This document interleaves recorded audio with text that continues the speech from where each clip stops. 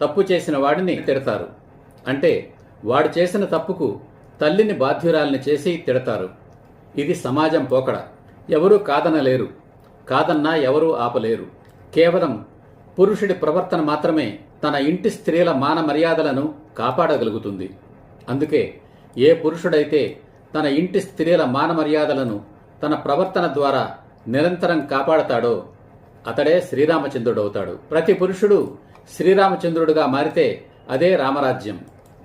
శ్రీరాముడి భార్య అని తెలిసి సీతను కామించాడు రావణాసురుడు. మాయోపాయంతో ఆమెను చెరబట్టి తన లంకా నగరానికి తీసుకుని పోయాడు. సీత గౌరవానికి భంగం కలిగించతలచాడు. రావణాసురుని గడ్డిపోసగా భావించింది సీత.